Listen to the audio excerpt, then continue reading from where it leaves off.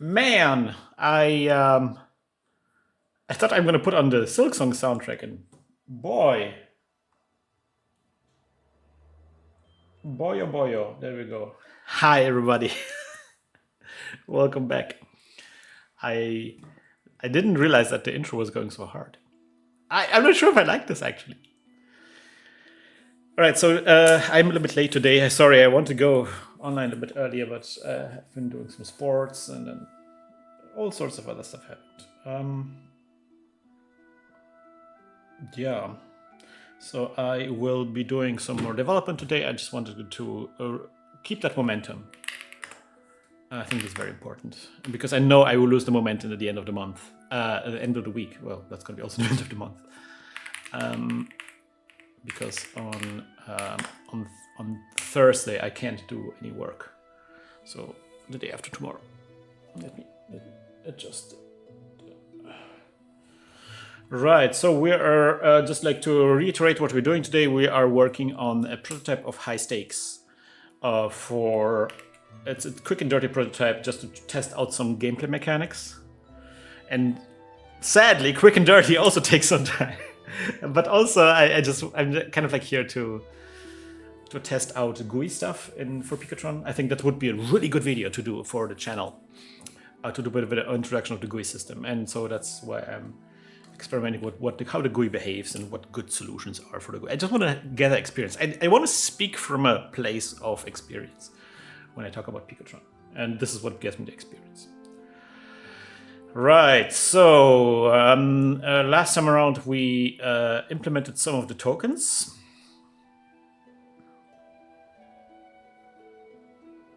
Okay, correct. And today we are... I just want to maybe introduce one token, maybe we can get a little bit on the scoring, because I know that... Well, I have 1.5 hours. I think we'll be fine. We could be fine. I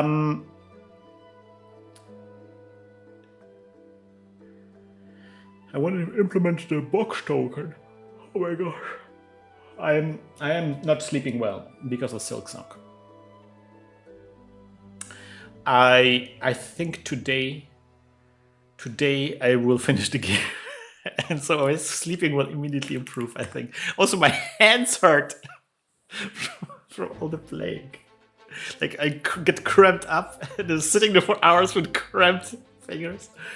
And like, it's not doing good things to my hands. I think I need to take a break. I need to take a break because I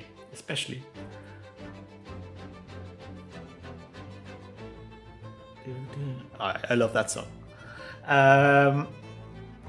I especially want to take a break because I need to get ready for Minna the Hollower. That's something that I'm actually... That's going to be my Silk Song. That's the thing that I will not accept any criticism. Just joking. Just making sure I'm joking. Oh, there's somebody who commented. I'm going to start...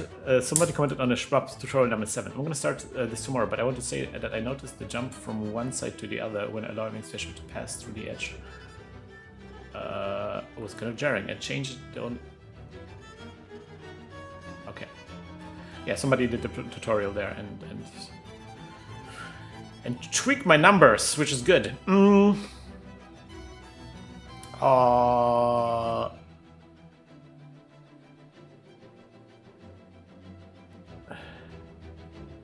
What am I trying to find out? I'm trying to find out some... Yeah, I had the document. That's right. I lost my train of thought there. I have a document with my algorithm. I want to make sure that the algorithm is correct.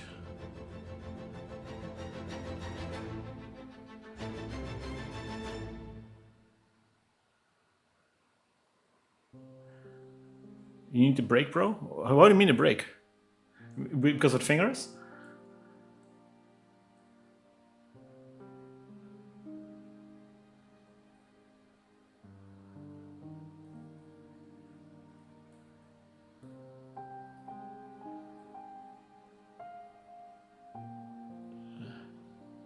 Box token logic, there you go. So... Oh yeah, okay, that's the logic. How do you generate this? I had a cool trick when I generated. I did like a.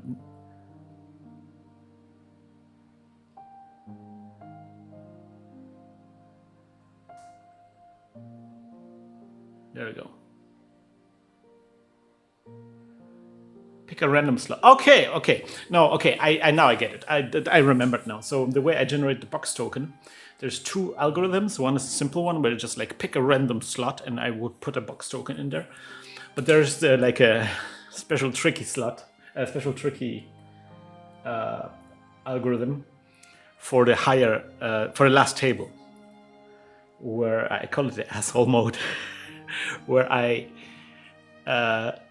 make sure that the box token. It's so funny. I make it so that the box token is that the box token is aligned with a vampire.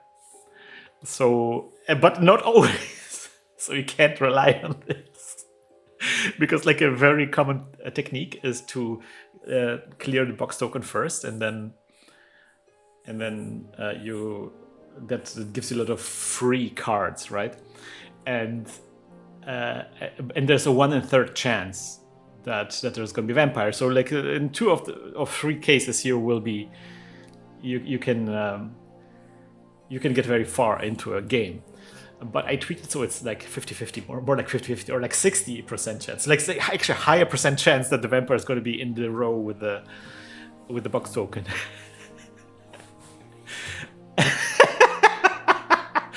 Oh, I forgot. It's so good. I find this funny.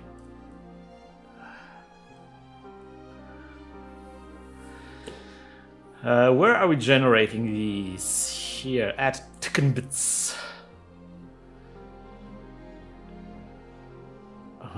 Tip X.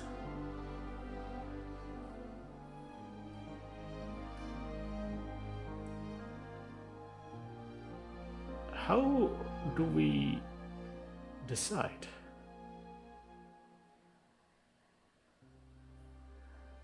Make Ticken Bit.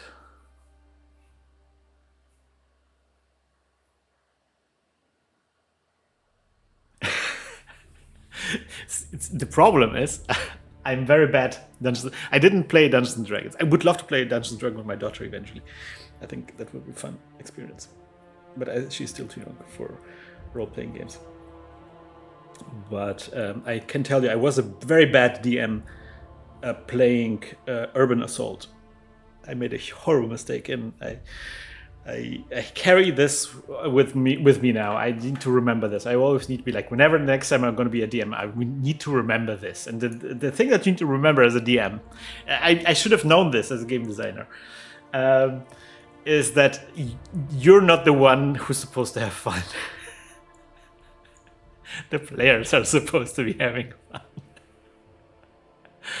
You're not the one who's supposed to win. You should lose spectacularly. That's the how you should approach this. You should set yourself up for the players to be cool, to do cool stuff. And I forgot about it. I was playing it as more of a competitive kind of game. And because the weird thing is about Urban Assault. Urban Assault is it Urban Assault? No, Imperial Assault. The FFG, Fantasy Flight Games, Star Wars miniatures game. They had like a campaign, and they do a kind of good thing where one player is playing kind of like the bad guys, the Imperial side, and the every other player on the table is playing a different character from the Rebels.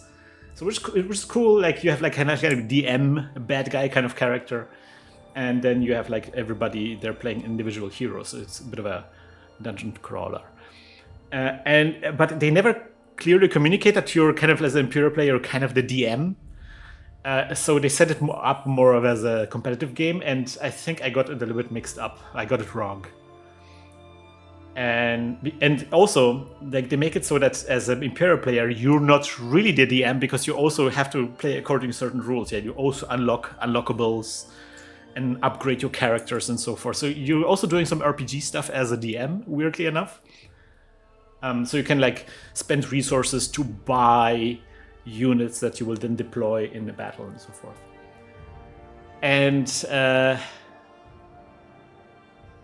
I approach it more as a competitive kind of game, and I think that was just the wrong case. Yeah, I think you're just the one to be the one to supposed to facilitate it. You're supposed to drop in cool boss fights, and then you need to set it up so they can just like completely get trounced. Because I set up like some really strategic maneuvers where it's like, there's just no way they can do this, and yeah, there's just no way they could do it. And it's like, oh wait, I just won. That was not right.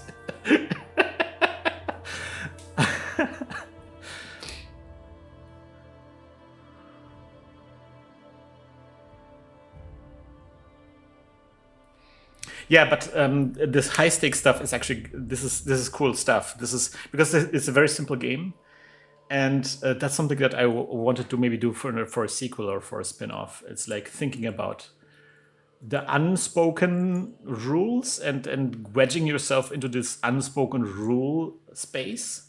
For example, when you have the +2 token, for example, you have the token that say like the card is this number or higher, right?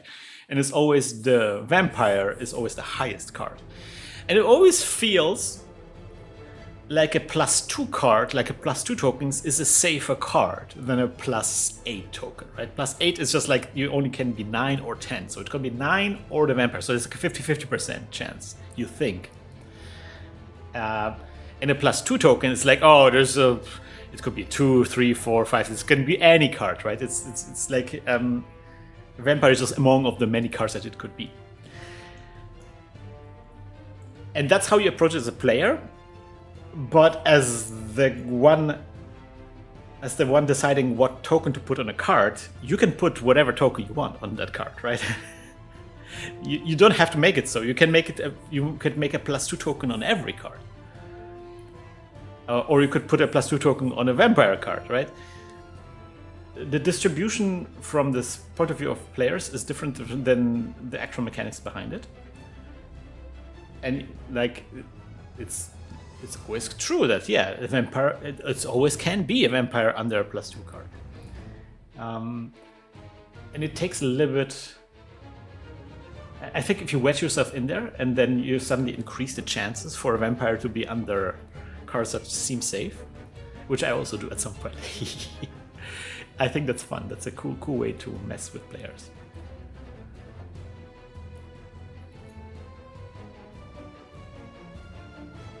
Because at the end of the day, like, you're not breaking any rules. I'm just like exploiting unspoken rules.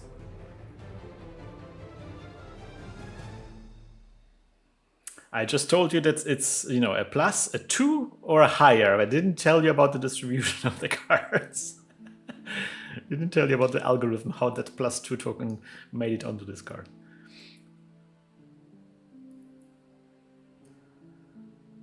How are you looking to change high stakes for pick? For pick? I'm not sure.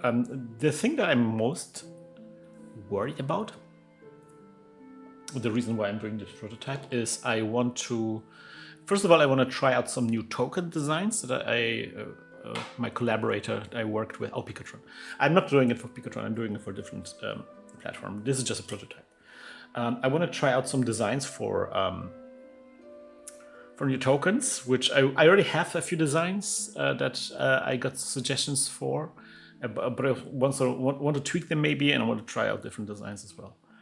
And the other thing that is way more important, I think, is I want to do major changes to the scoring, to actually how the stakes are increased and how they may be presented. Because right now they feel intransparent. You're not paying attention to them as a player, I think, enough. And also, you're not feeling the weight of the stakes. You don't feel the danger when your stakes are very high and you're about to engage in a 50-50% flip. You're not doing those deliberate high stakes decisions. It's just like you're clicking on cards and then, oh, I lost, And I want it to feel more deliberate. I'm not sure how to do this. I have some ideas.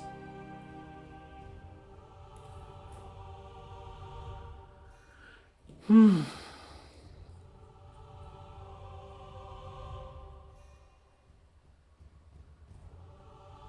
we go. Oh. Let's go generate tokens. Generator.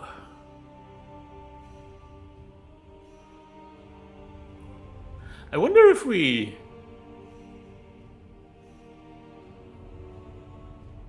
Do we ever clear the tokens? I don't think we ever do. We do generate new tokens. We'll make sure that we clear the tokens. Alright, so we go through all of them, and then we're gonna go...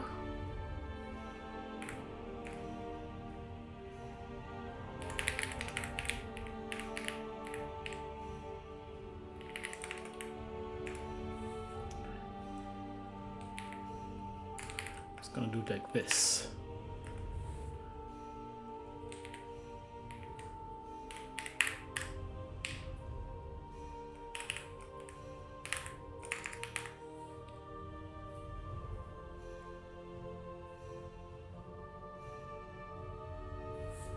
Let's see if this works.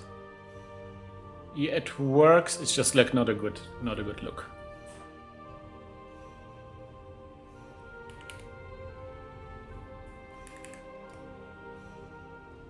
Just doesn't look nice.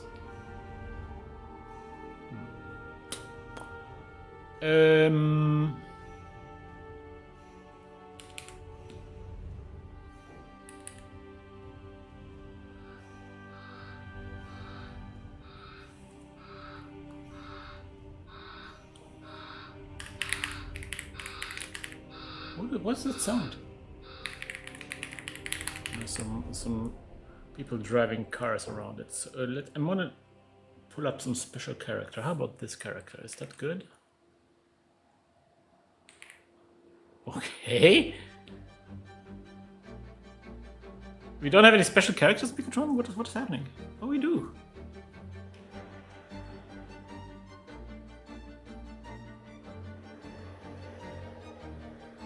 Huh.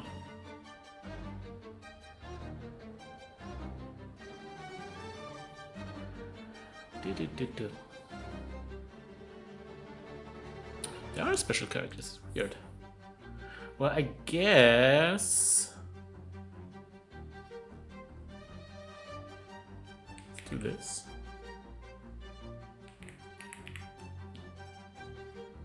There we go. Still too big. Small special.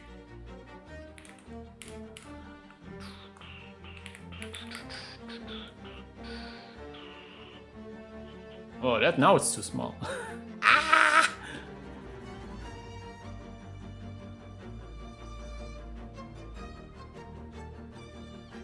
All right. Huh.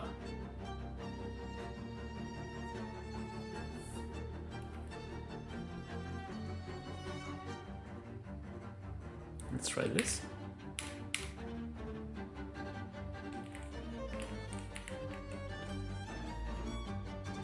Oh, okay. Now we're getting Japanese characters. Can we create some kind of special characters? There was a way to do that, right?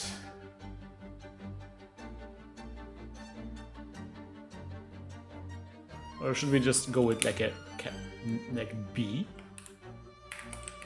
for box?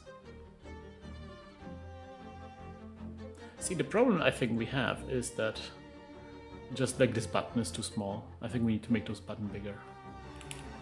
And that will solve our problems, and we can make it like this. Right? Yeah, so let's make it sure that this actually looks good. I think that will be easier than trying to come up with some kind of special character.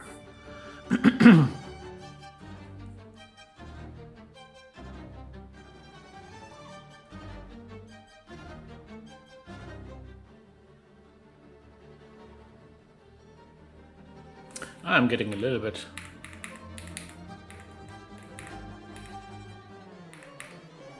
Make token, there we go.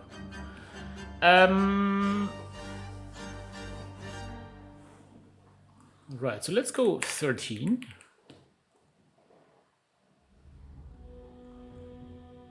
See, now they're way better. By arc. I love the silliness of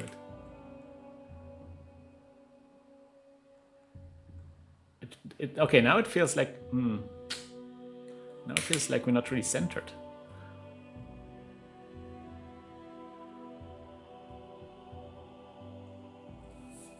Let's go like this. Ah.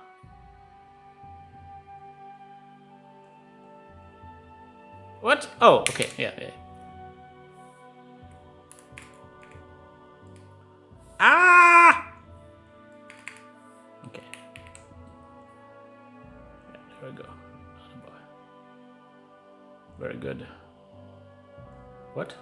Oh, yeah, we cannot use this yet. We can use this though. Boop.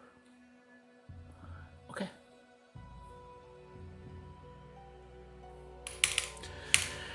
This worked.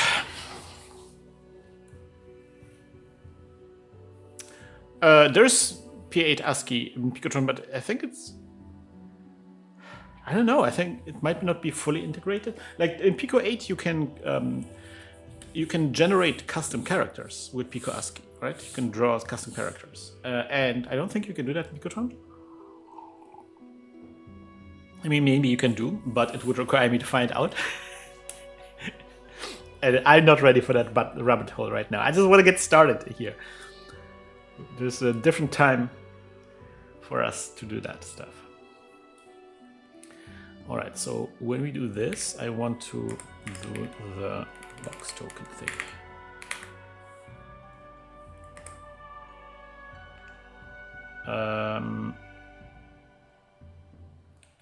So first of all, we're gonna turn off the token.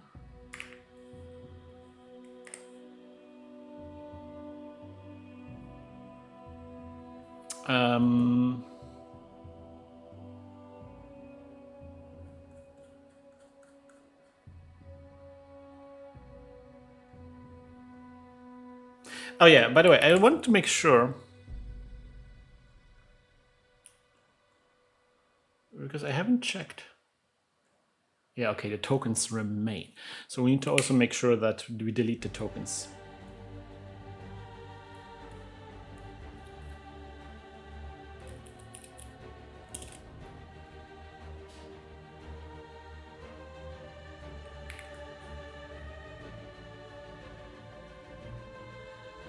Let's do that. Let's do that on the to-do list. I'm okay. Delete tokens. Okay.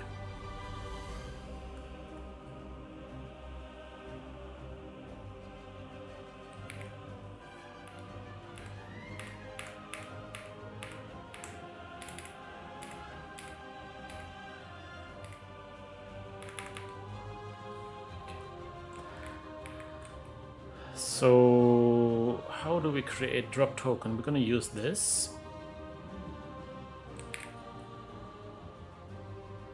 And we're going to create a new GUI thing.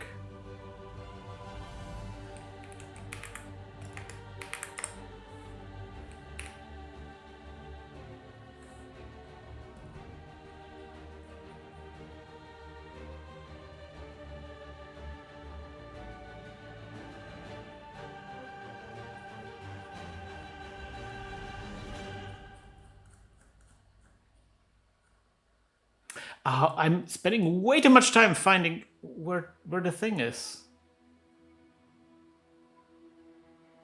Why is it so? Why am I struggling so much with this? I'm used to this from Pico 8. This shouldn't be that hard. It's always this problem that, and that's kind of like a side effect. We need to think about how to best solve this. Is that you have these situations where the place where you generate something is also where you have the draw function for that part. So you end up looking a lot more, because like previously in a non-object oriented way, you just have your draw function. You just go to the draw function, you just like scroll to the draw. There is where all the drawing happens, you know. And here it's like the drawing functions are atomized into individual objects, and then they're also embedded in the code that actually creates those objects. And so it's like, where is everything? But actually, I'm not even looking for a draw function at this point. Well, I kind of am. I want to be drawing the draw function, right? It's a little bit. Okay, so let's go. Let's call this hint box. And it's gonna put it 0, 0. Oh,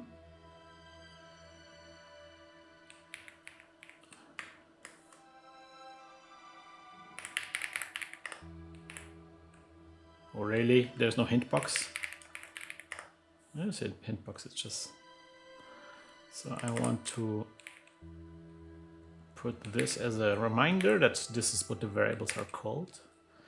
Because I just can't think right now, you see. So we're gonna call this card W times 2.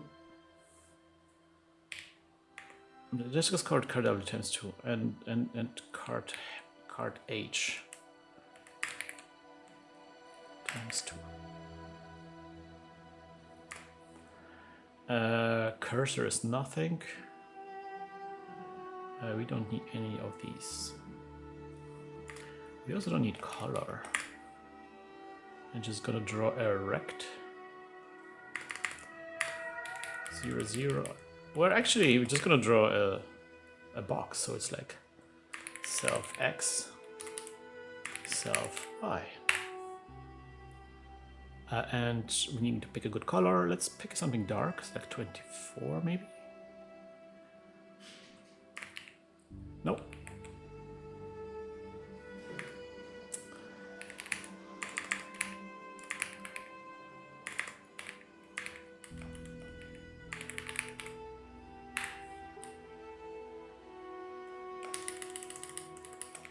Like this.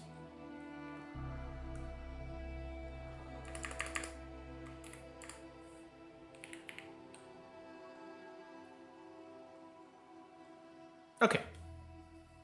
Perfect. I mean, not perfect. But you get my drift, yeah? Oh. I just realized. No.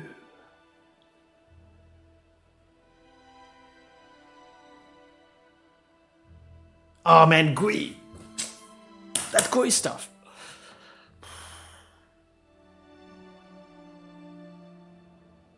Okay, we need to think about these things. For now, let's just continue. So let me figure out the spacing. Cardisp.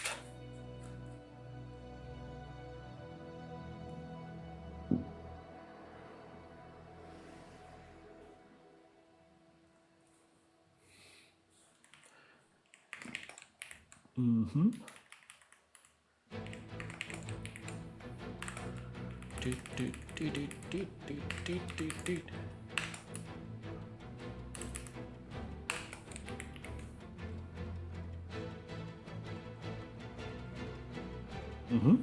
So now it's all about adjusting stuff.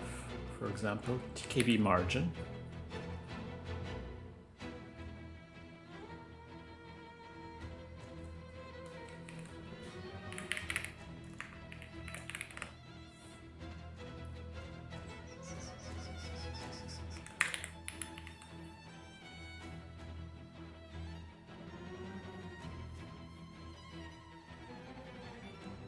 Not what I expected.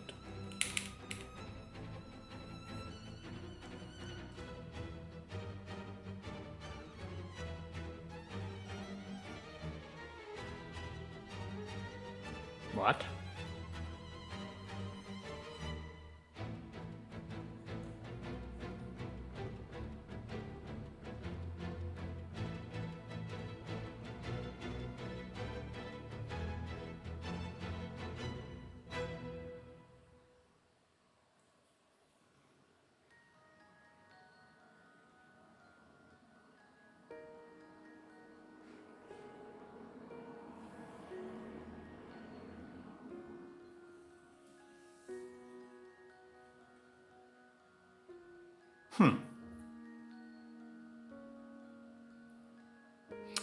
Why though? I expected this to be at the top left card. What are we actually looking at? Okay.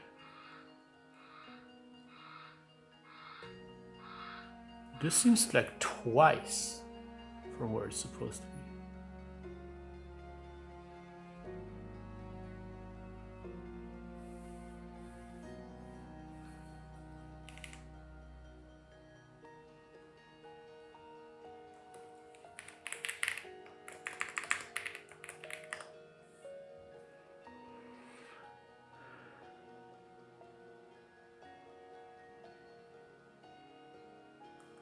And if I set it to 0,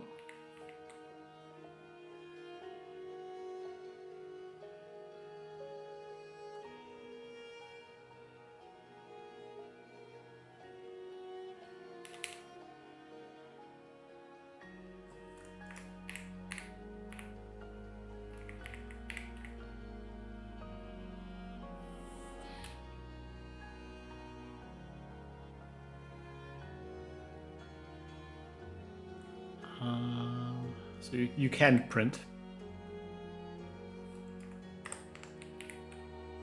Oh, I cannot copy and paste.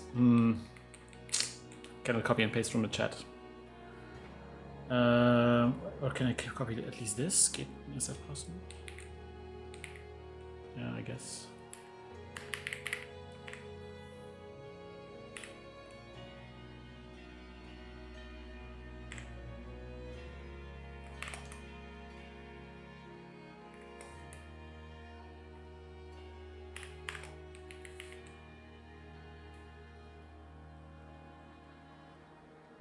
And there's the cat.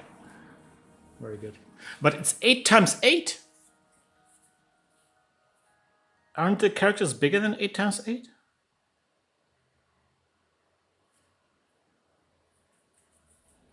Seems a bit odd.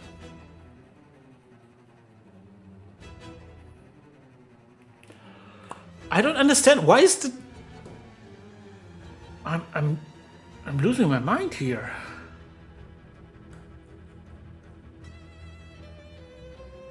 Did we change TKB margin somehow? It's 15.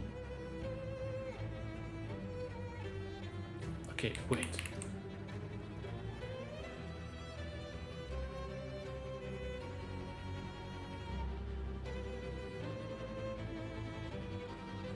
This is actually something that it's 15.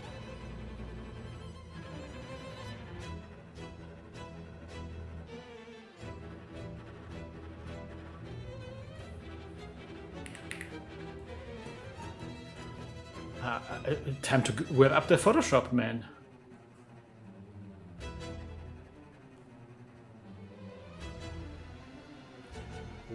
Is it actually printing it? I'm just like, it's weird that the top edge of the red box is not aligning with the cards. I would have expected it to.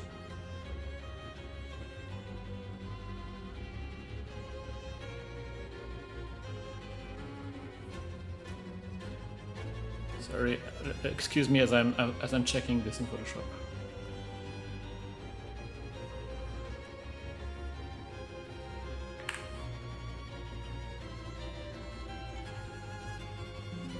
Oh, come on, Photoshop. Why is it so slow? It's so insane.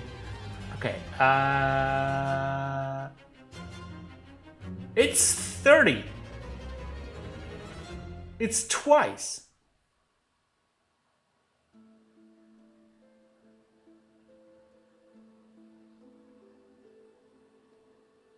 Why is it twice?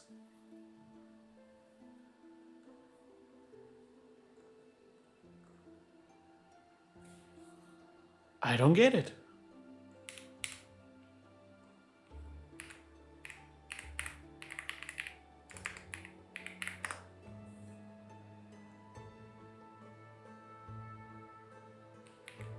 Let's print TKB margin.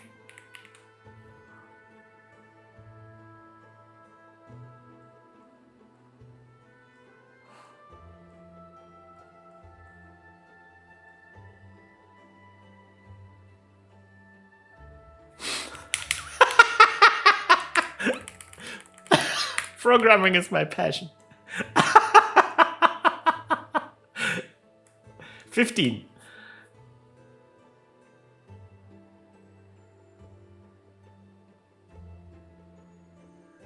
Why? So TKB immersion is 15. But when we put it at 15, it draws itself. Okay, so what if I just put it at 15?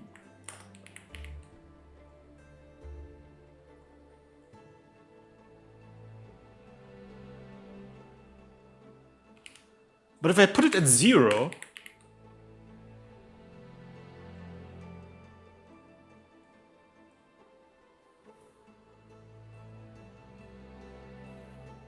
what? Are the...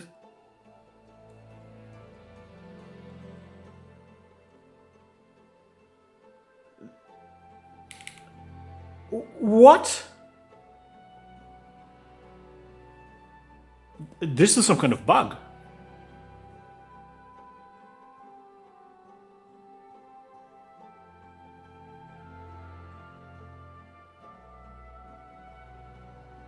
This is some kind of bug where the values or the coordinates are kind of doubling.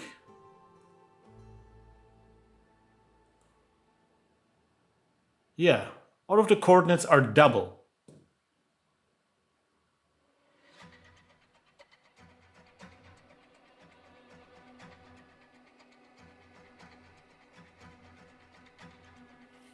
Relative to the GUI element you're calling. It is...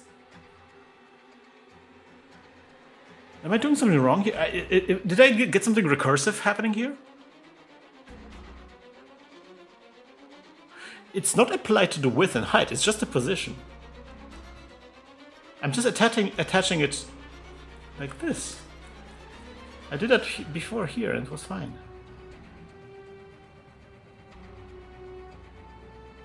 Container, attach, token.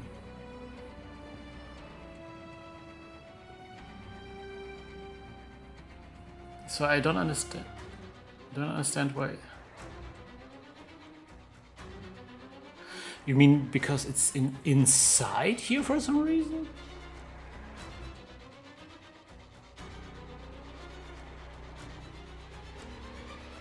But no, I'm doing this here as well. I'm doing this drop token here also from within this.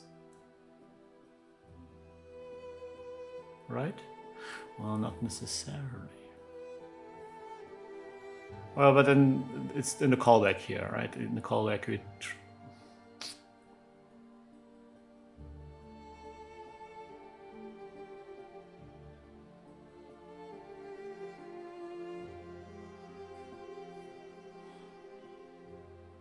I'm losing my mind. It's definitely... Yeah, the width and height doesn't matter. It doesn't change, it's just the positioning.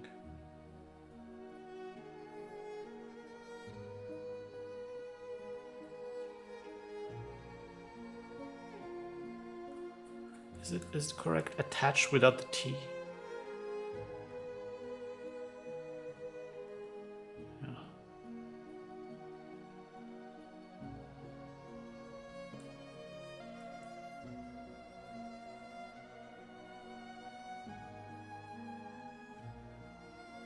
I mean, what can you do here, right?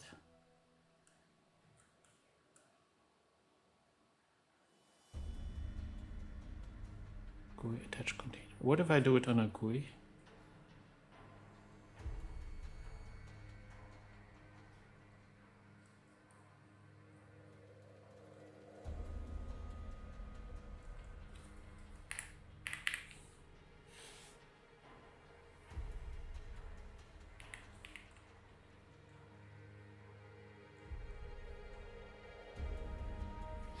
Interesting. Look, this is also double up here. This is a bug of the system.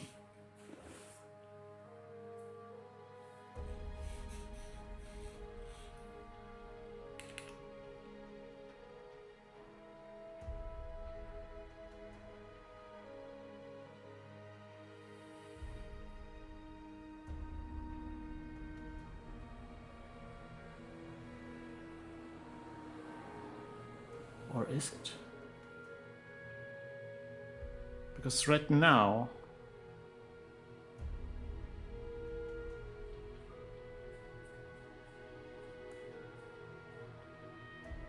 No.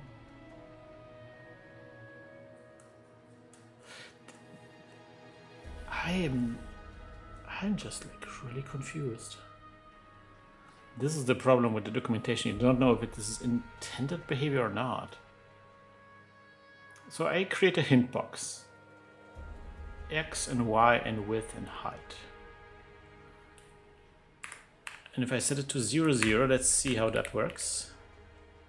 Then now it's perfectly aligned. And if I put it on 1, 1,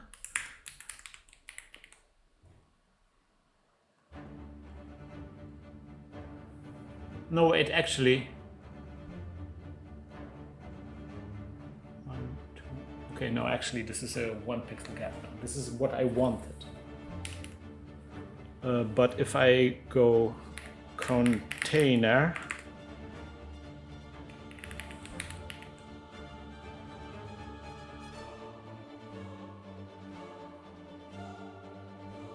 This is now a 2 pixel gap. And if I set it to 0,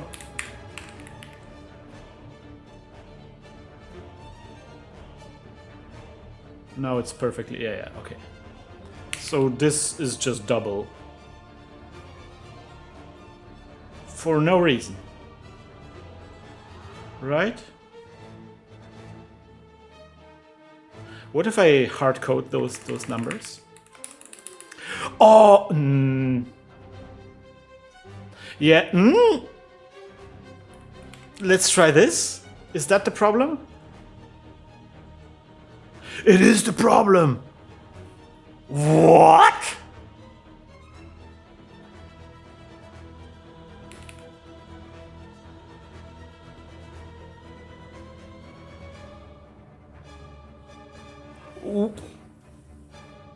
Oh! What? Because this is a thing that has a self. And I think it's inserting the self into this. So let's call this self 2.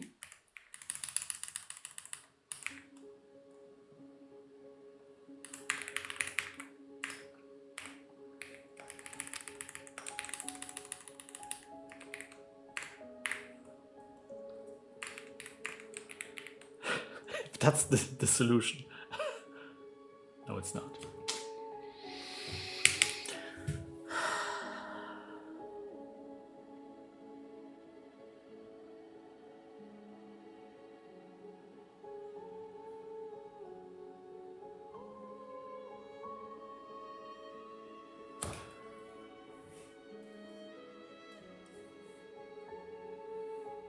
Okay, what is self 2?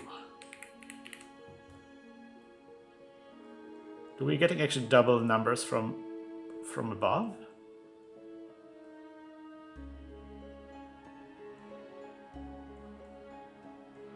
I mean, that would have been a weird setup to... It's 1.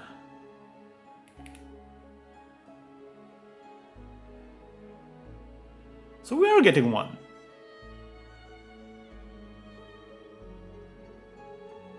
Oh!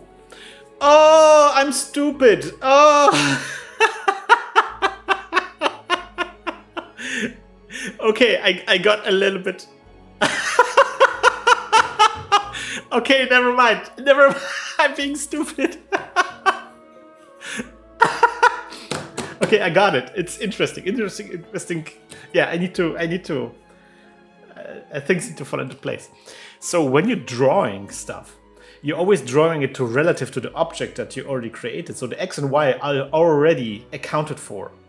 So if I draw a rectangle and I take the X and Y position from the object that I'm drawing, that offset does the offset twice. The confusion is that I'm actually also taking width and height from the object I'm drawing, which are not accounted for, obviously, because I'm drawing a rectangle. So the way the system, the GUI system works is takes X and Y and width and height and creates a clipping rectangle on the screen of the size, width, and height, and also does a camera. So like the origin of the coordinate system becomes the X and Y, and the width and height becomes like the clipping rectangle. And then when you draw, everything you draw is in relative to the X and Y. And the confusion I had here is that I was taking width and height of the clipping rectangle to draw the rectangle, because I wanted to draw a rectangle that matches the clipping rectangle. But that doesn't mean that you also take an X and Y position, because that's already accounted for. Oh, that's so funny. That's such a funny bug. That's such a funny mistake, and it's good that I got this. So next time, because that's exactly the kind of pitfall that you can fall into. Yeah, that's one of those bugs, huh? That's one of those things that you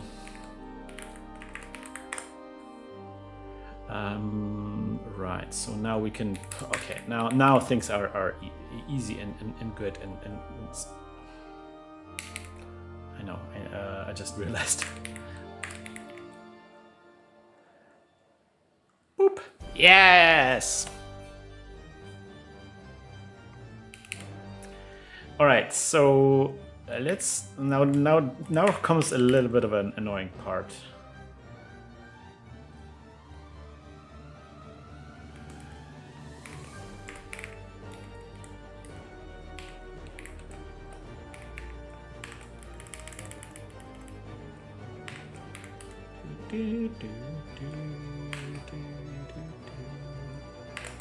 Something like this. I'm putting it in brackets because, yeah, you see, I'm a bit confused. Oh, and it's not TKB, it's cards. The problem is that because of the clipping rectangle,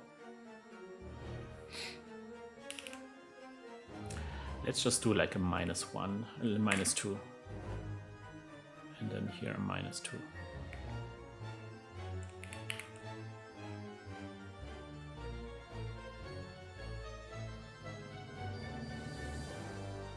Yeah, so this is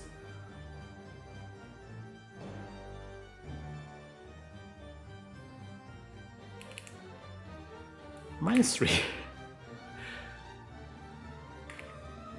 And let's put a +1 here. It's fine. We're just hacking. Okay. The problem that we're having now is that because of the GUI, we don't have the extra space. So now we change everything about the way we draw stuff. But again, one of those experiences, like working with a GUI system, you need to take things into account. Like if there's something that you want to draw around stuff, you need to leave yourself some room for margin.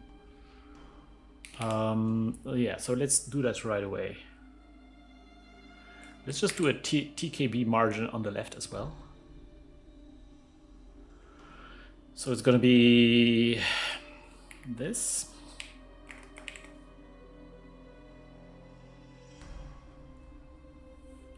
And then like this.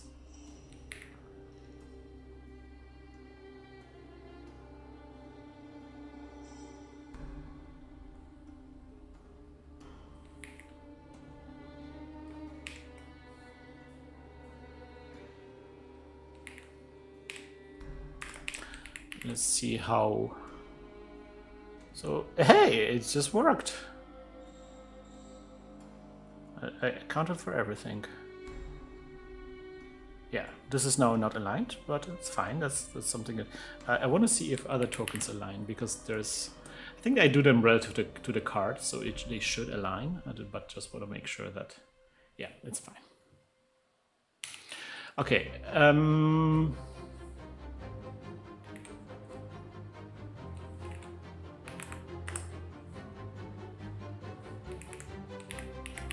Like this.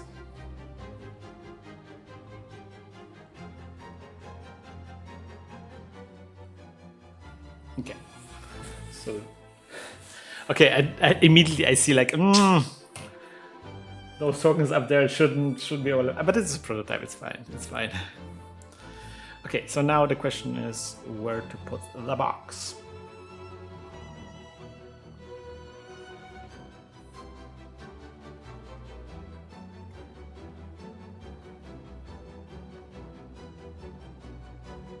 Great success indeed. Work lurk. Hey Archie. Right. So how do we do this? Yeah, there's 4 positions. And we need to make sure, how does it work? We need to make sure that, is it always 4 positions? Well, not always 4 positions. Yeah, so we need to generate 4 positions. And then we need to make sure that, we need to eliminate all the positions that don't include the Joker or the Vampire. And then from the remaining positions that include the Vampire, you need to pick the one that has the most face-up cards.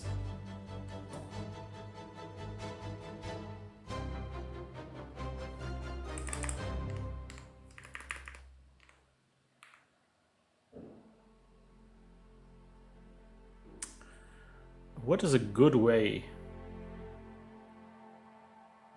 to encode those positions?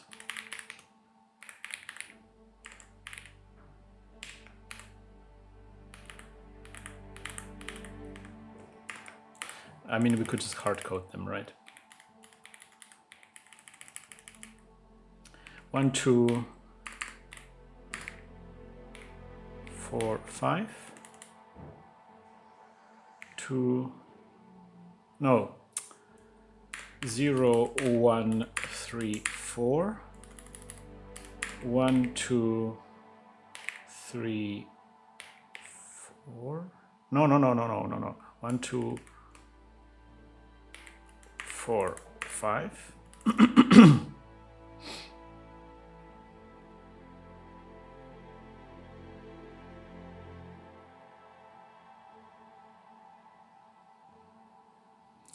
3, 4, 6, 7.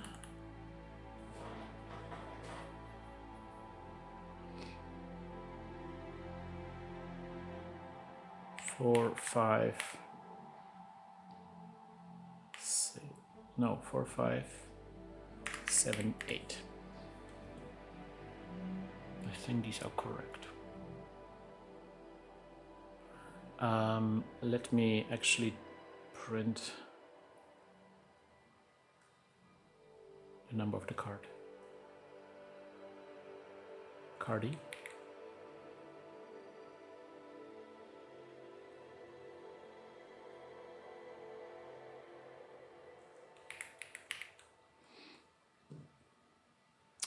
One, two, three, four. Okay. Wait, that's wrong then. I thought they were reading zeros. Okay, so 1, 2, 4, 5, 2, 3, 5, 6, 4, 5, 7, 8, 5, 6, 8, 9. I'm gonna do like a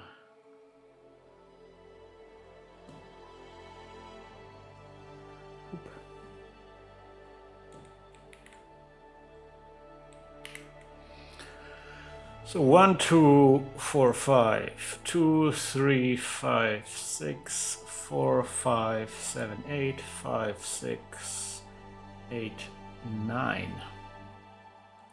Otherwise we're good. For some reason. Okay, so now we have the box positions, and now let's do like a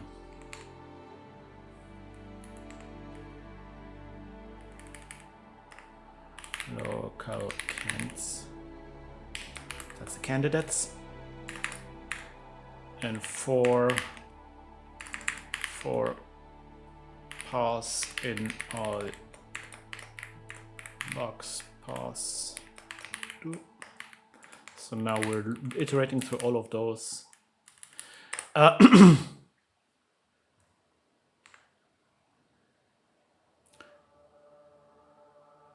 thank you so much. And then I'm gonna go for p in all pos do.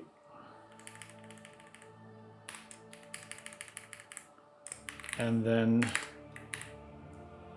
we're gonna go if cards p, if that equals dot value, if that equals 10, then and then we're gonna add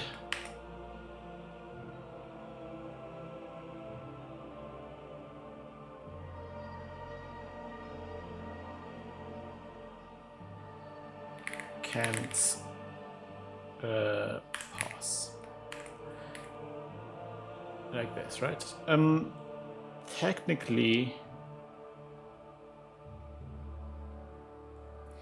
if there's multiple jokers, if we ever have a situation where there's multiple jokers, this will break. Or at least it will add. Yeah, it's gonna be fine. It's whatever. I don't think we're gonna have a situation where there's multiple jokers. I don't think that's something. I mean, it's possible, but also that will. It's fine if then that requires me to go through over all the other stuff. So okay, we have a list of candidates and cans.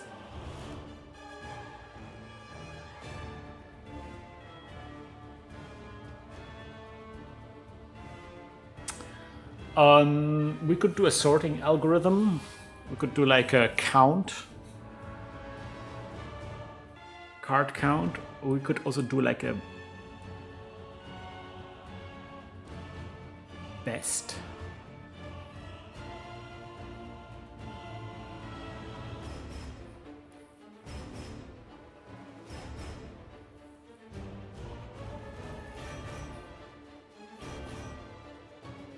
The problem is that I'm trying to solve right now is we can have tiered. If we can situations where there's two positions have the same number of face down cards, and if that's the case, I want to pick randomly between the two, and I don't want it automatically to default to a certain thing.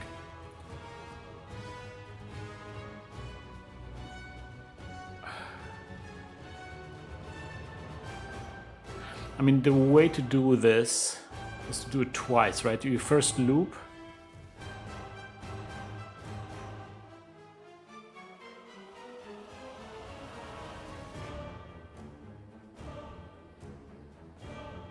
Yeah. I'm trying to find a simple way to do this, and it seems like it's not possible.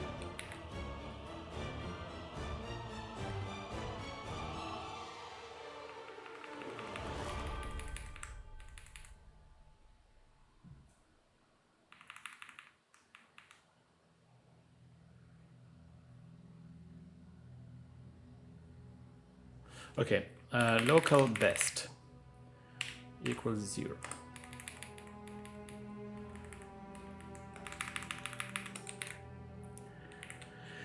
So first we're gonna go through all the cans. If cars P, is it face up or face down? I always forget.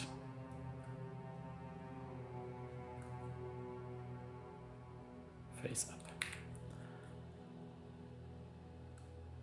So if local f foop equals 0. If cards face up, then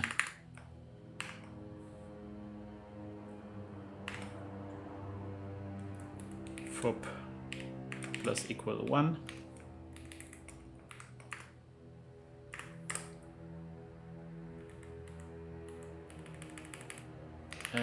It's like this. Whatever, just like let's make it whatever.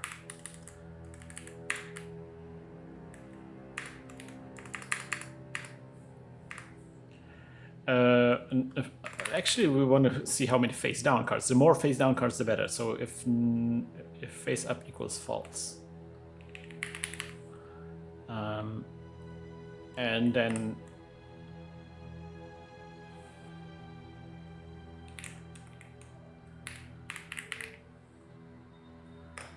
let's do it like this. I'm gonna go if FDW is greater than best, then else if FW is equals best, then oh, I think we can make the candidates list like this. Yeah. We make a cans too. So if it is greater than best, then cans 2 just equals pause.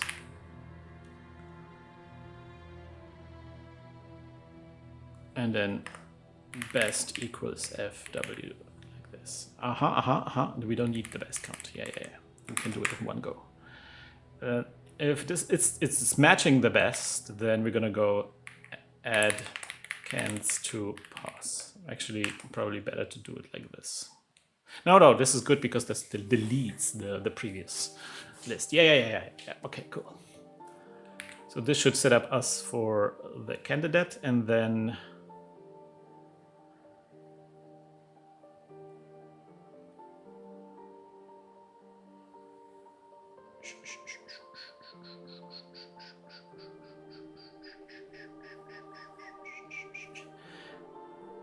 two vampires, inconceivable! Now there's 2 of them! This is getting out of hand! Oh man, I love that meme. Okay, by the way, do you want to see a key? I found a key prop to enjoy Silksong properly. This is a cool trick. Let me show you.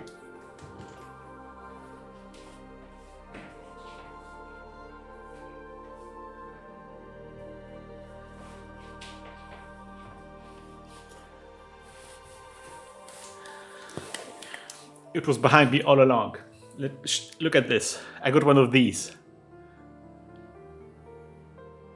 Do you see this? Do you see what it is? There we go. It's one of the clickers. It's a hand clicker. What does it do? It clicks. Wait. Can I? Oh god. Camera issues. Okay. Focus. You click. Oh my gosh. Why are you not focusing? It's this camera, I swear.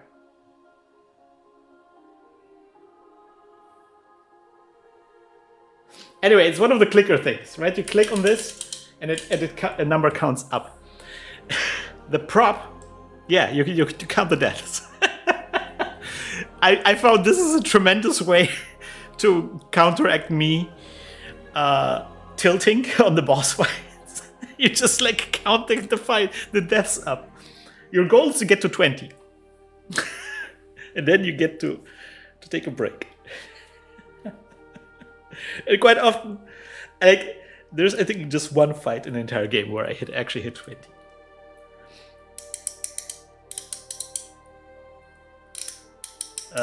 Usually, like just yesterday, I was playing a fight that I thought was difficult, and after 6 attempts, it was fine.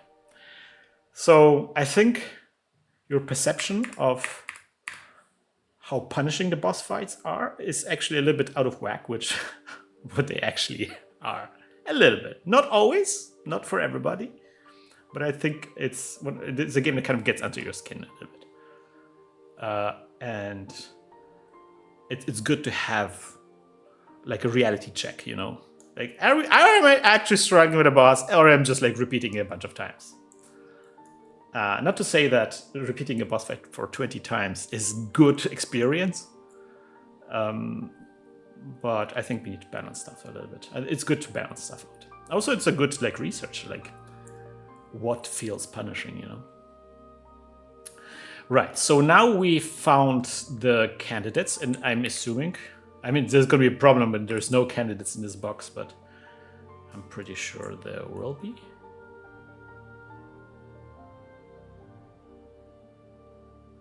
And then I'm gonna go local my pause equals rnd cans2. And then this is gonna be, see now. Yeah, if you ever, like, I don't know, this worked really well for me. Also, I always want to have one of those clickers because I quite often I need it for other circles, like when I do speedrunning or stuff like that, you know, it's nice to have like something to track repetitions. And yeah, that helped me a lot. I think that puts things in perspective. But also, like, man, I will do a video about this. This is a game that has problems, I think. And people are not having that kind of conversation. Well, some people are. I think this is good. Okay, let's try this. Boop. Foop doesn't exist. Oh, because for some reason, there we go.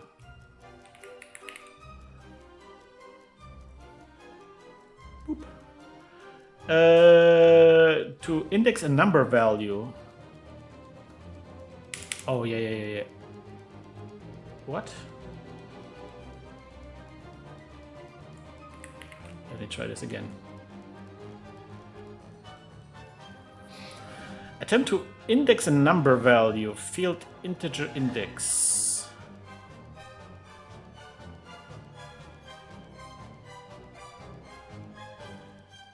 Oh, I got it. Cards.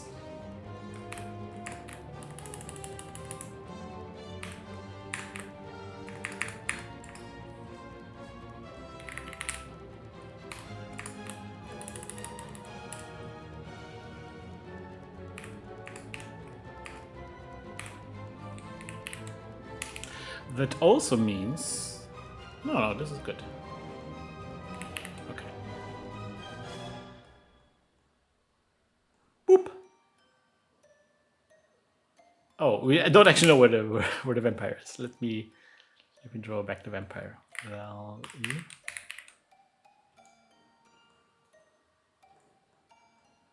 Boop. Yeah. I have to say, the Gecko. I think the game is the best. Silksong is the best once you break through to the later part of Act 2. It feels like the entire game is balanced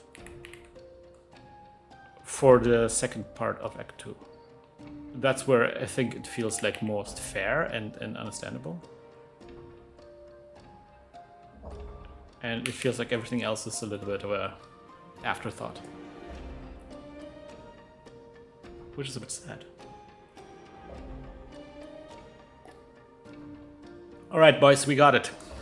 We got him.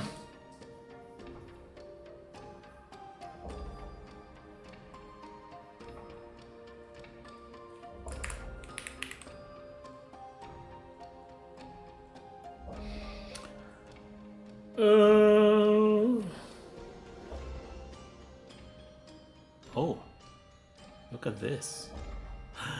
Oh, see? Uh-oh. We cannot click on these things anymore because this is covering stuff up.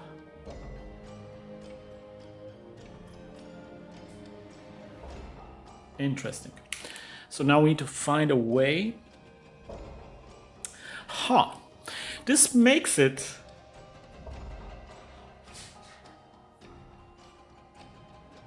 Alright, be right back. Need to break. Take a break.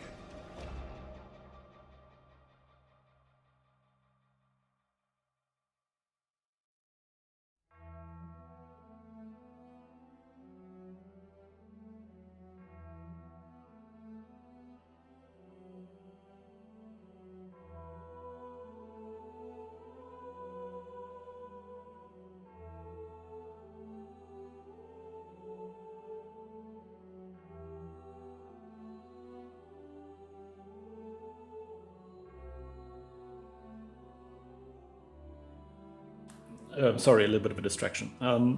So this is a bit of a... I want to try something here.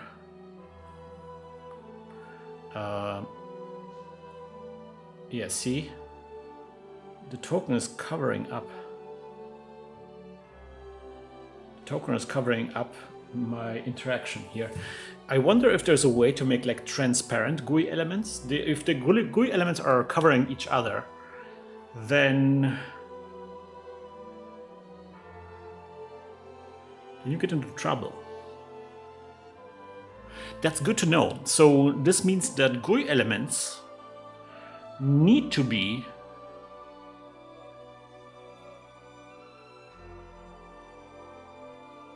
they shouldn't be layered from individual elements, right? This makes it a little bit difficult for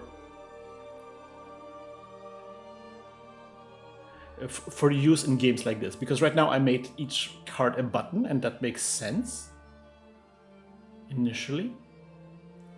But because there's going to be tokens and stuff around it that is not interactable, that is just information design, that might not be linked to any specific card, but could be like a box like this. This means that if you have situations like this, when you have like a very complex interactable element, you shouldn't compose it out of individual GUI elements. This all should be just one big element, I think. In general, broadly speaking. Or you do the thing where all of the extra stuff is being drawn manually on top of that.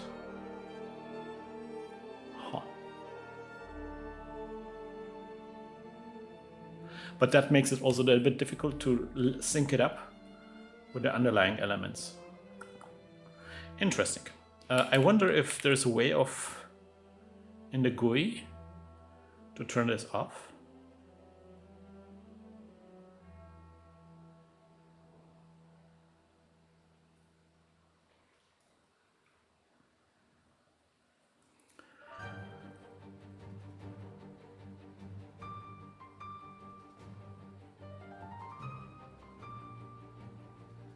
Also, how does that work, the keyboard focus? I don't... No, I guess it's when you're typing in, because in Windows you can operate all the buttons with tabs and so forth. I don't think you can actually do that here,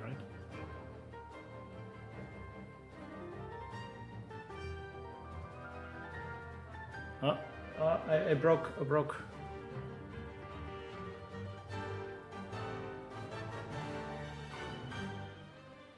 Update all.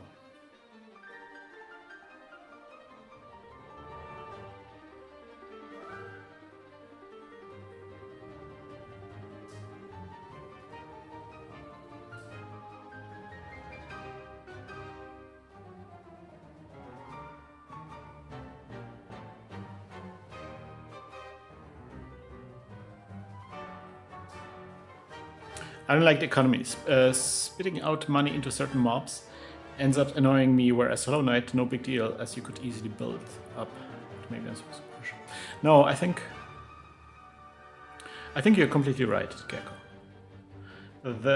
That's one of my criticisms. I think the worst offender is the shards. I think the shards are completely broken. It just makes no sense the way they are set up. I think it's one of the things where I think they got lost in prototyping a little bit. It seems like it started differently. I think my theory about Silksong is that it started out as two different economies. They wanted to have like two different currencies, like the shards and the rosaries. And I think initially it was supposed to be like when you die, you lose both of them. And then you have like ways of holding onto them. And then maybe the shards are designed to be like, to fuel your tools, and the rosaries are for buying stuff. And I think what they quickly realized is that losing the shards is bad because you cannot lose the tools when you die. And so they made it so that you keep the shards, but then they put a cap on the shards. And it still doesn't work. Because you have ammunition, like everything has ammunition. And we know from shmup design that ammunition is not good for any kind of helper stuff. Because that makes you not use the helpers. makes you just like hoard the stuff. And so then it's like you're struggling because you cannot use the tools, because if you use the tools then you run out of them, so you feel like you're extra punished if you use the tools and so forth. All right, so there's like so the shards are completely broken. Also the shards are really bad as a pickup, like you can barely see them. You get it for far too little. You generally get far too little stuff in general. Like the boss fights, you never get like a lot of, like just today I was in late game vault of rosaries, and I'm picking up all the rosaries in this like treasure trove of rosaries. Like, oh, so many rosaries! Oh my god, you get so much rosaries! Ah, you're rich now. And it's like 200 rosaries. It's like that's nothing. I can buy nothing with this in late game. Stuff costs like 500 rosaries. Like this treasure, this one time treasure trove is like nothing. And so like the result is that obviously what you end up doing is you end up farming rosaries, which is very effective. There's a good place to farm rosaries, and I started doing this very early in the game, and that made all the rosaries problems go away. Like I never had problems with rosaries. I never was in a situation where I arrived at a bench and couldn't unlock it because I didn't have the rosaries. That just didn't happen. I always had enough because I just spent half an hour always to just farm rosaries, and then put them, combine them into the rosary strings. It was very boring, but it's a solution, right? But also then rosaries don't mean anything anymore.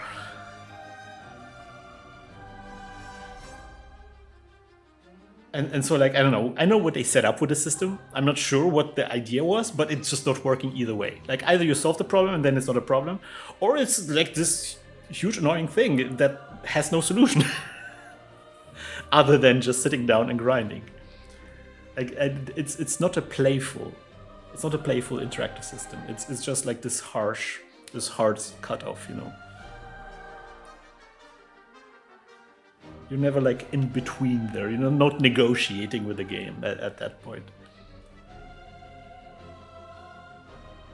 I don't know what they try. And it's like, what's the intended experience is also something I'm asking myself. It's like, was the intended experience that you go through a difficult fight, you lose some rosaries in the process, and then you arrive at a bench and you don't have the rosaries then?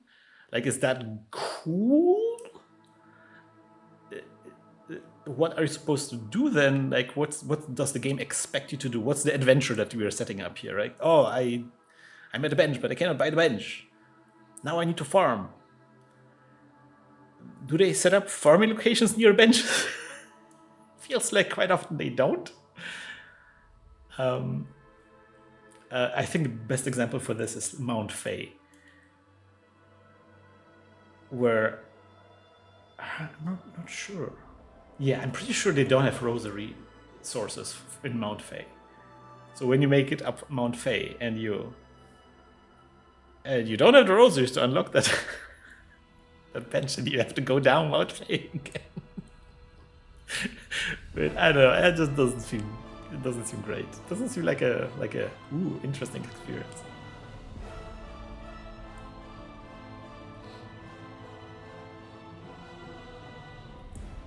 Or the other thing is like, oh, we did a lot of playtesting, and we made sure that most of our players, when they get through this boss fight, they will have exactly the amount of rosaries to unlock the bench, and they will feel that the success, that yes, I can now unlock this bench. Oh, I'm dodge that bullet, like they feel the pressure, but they get through, And in which case, like, you also just not do it.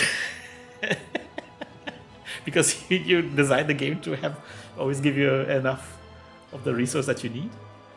Like whenever you have a resource, you need to be aware of how players acquire the resource. What are the adventure to go through to acquire the resource? I think it's the lesson that we should take from this. Okay, so what I'm checking here is now helper class. Never use externally. Okay. What I'm looking for is some kind of events double click.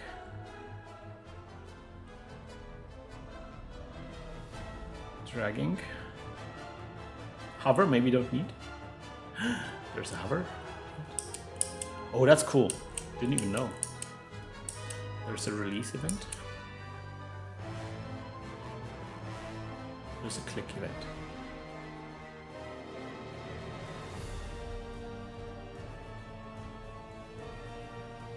This is where we construct a message.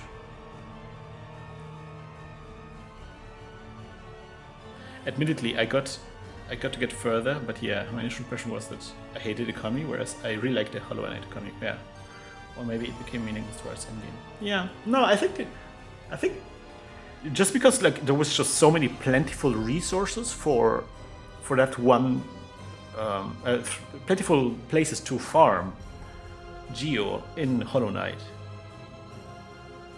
Did you lose the money in Hollow Knight? Yeah, you did lose the money, but there was just so much of it. There were so many different avenues you could go to acquire the money, and also like the save points never required money. Am I right about that? Was there a save point where you had to insert money to unlock something? I'm not sure. I do have to say I like the thing where you can bundle the rosaries into rosary strings. I think that's cool. That gives you a little bit of a thing to do as a prep for an adventure. Like you can prepare for. Yeah, okay, so you could lose. I like the thing that where you go, I have a lot of rosaries now, but I'm about to do the boss fight, so I will change the rosaries into rosary strings so I don't lose the rosaries, And then it felt good, like if you went at the bench and you don't have the rosaries, then you took to crack open the rosary strings. It felt like, like this payoff, like, I prepared for this case. I think that was good. And I think if that's how you play the game, is good. But then, again, there's no good sources for the rosaries in the first place, except from grinding. There's a gambling game in this game. You can do gamble, but it's just for pennies. It's like for 3 rosaries or something. Let me do like big time bets. Come on. Prep for sucking. I mean, that's what I do. Yeah, but no, there's a good joy. That's one of the joys of games. Preparing for something, because you do planning in your head, right? Like Monster Hunter really excels at this, so that's good. I think they should have fronted it a little bit more, maybe. And again, just give me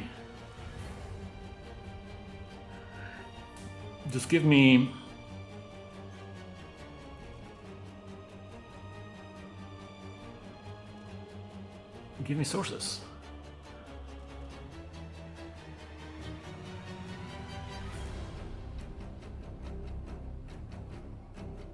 Check for hidden parity.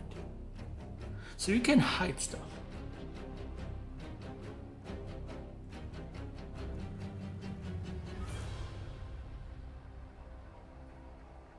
What is L?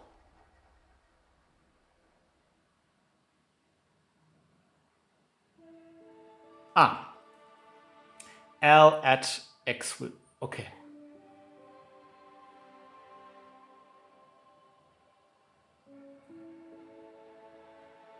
And if I see.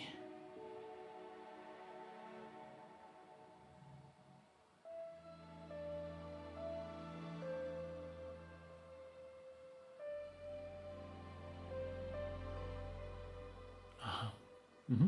So this walks up the dependency tree, and if the parent is hidden, then you're not sending any messages to that object. But also that means that you're not sending any messages, period. L at my XY, is that something that... Recursive. There we go. Okay, just use the recursive thing.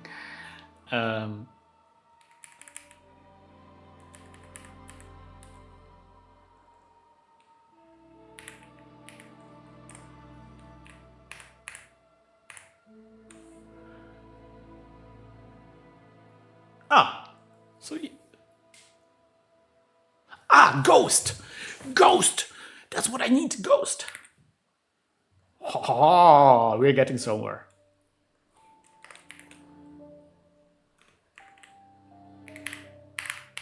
See, man, dude.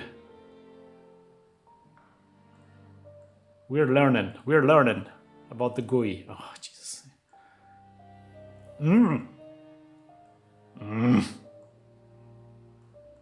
Okay, there we go. Oh, now it's working! Yes! Oh, very good, very good. Oh, I'm learning so much. Okay, so we learned some good things today. We learned about ghosts, the ghost property.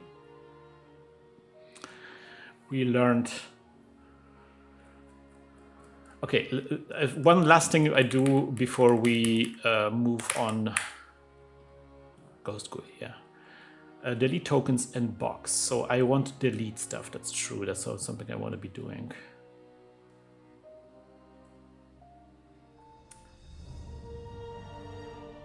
So when we...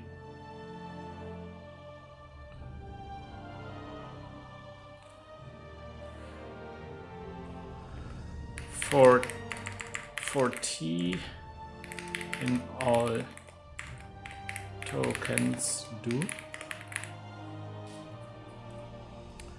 And then we're going to do a clear token here.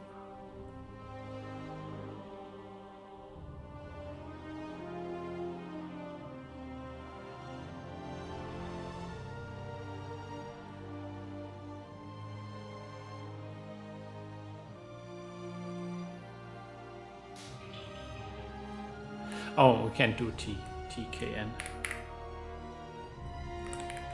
Clear token TKN. Okay, so this will clear up the tokens.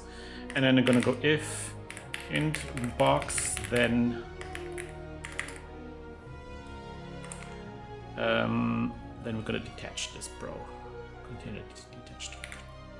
I think in the long term it would be probably better to just like rebuild the entire UI. Just like cleaner to cut. Okay, so container detach. Hint box equals nil. Like this, right?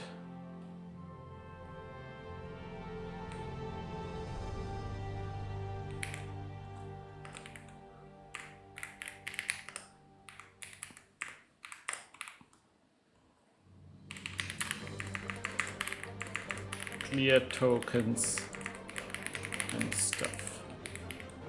Okay.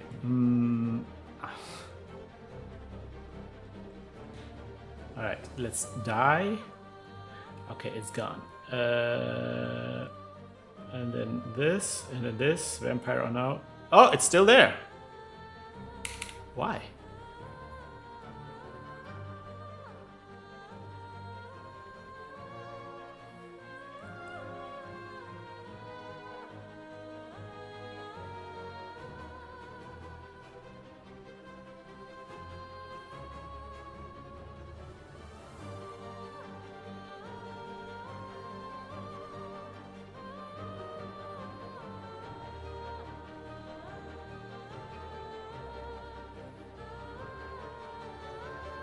Is it tokens? Or did we call it something else?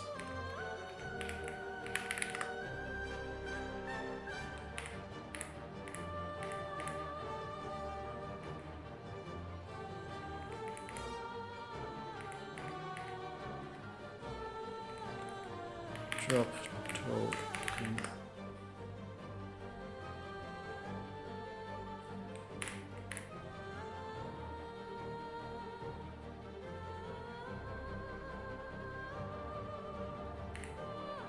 Oh!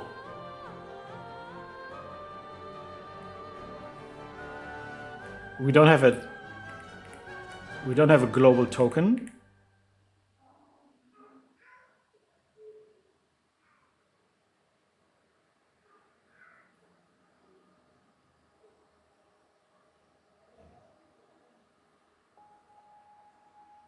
What? I thought we had a global token thing.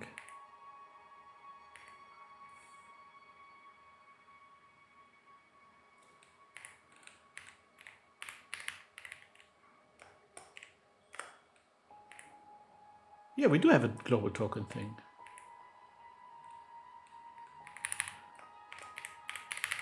But we just never use it.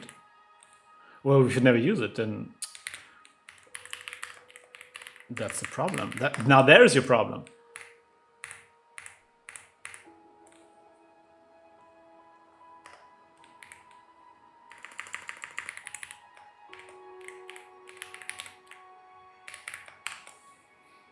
Okay.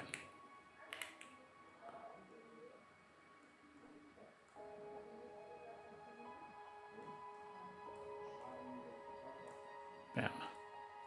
Hey. Good. All right, that's gonna be it for today. I need to wrap things up. Thank you so much for joining me. It's a bit of a shorter stream today. I really want to do the stabbing and scoring, but that's something we have to postpone for next time. Thank you so much for joining me. Again, I'm planning to do another stream like this tomorrow. Probably hopefully gonna start a little bit earlier. And then maybe we're gonna figure out, hey, Bretsky, hey, you just came in at the right time to say goodbye. So yeah, tomorrow at the same time, probably a little bit earlier, I want to get the stabbing and scoring done. It's gonna be great. Learning so much. Goodbye, everybody. Goodbye. Goodbye.